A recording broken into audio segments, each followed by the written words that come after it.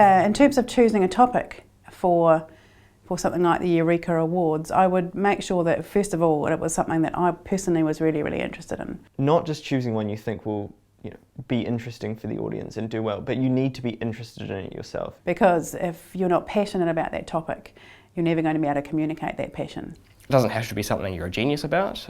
In fact, it almost helps if you're not, because you have to go out and learn about it from a perspective of someone who doesn't know anything about it, so you know how to present it. Think about something that you've enjoyed, or think about something that you've read that's inspired you, and then find your topic out of that. It can't be something that you're going to get bored of after 5 minutes. You're going to have to spend a lot of time preparing it, so make sure you're enjoying the time you're spending on it. It's got to have an application to New Zealand, because a whole segment of the competition that you just won't get points for is that you've got to show how your big idea is going to affect us in New Zealand. I think sometimes we think it has to be something huge, but sometimes you can be passionate about something quite small, and a small thing can make a real difference. At the end of the day, presentation will only get you so far. What really matters is if what you're saying means something to you, that'll help a lot, and if you know what you're talking about.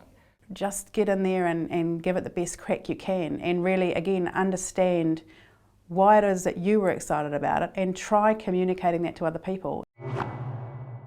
So when people are researching their topics, you should be looking at what you're trying to achieve with your topic. Whatever topic you're doing, you sort of need to know everything about it, so that whatever questions are thrown at you, however you want to spin your topic, you need to know what you're talking about.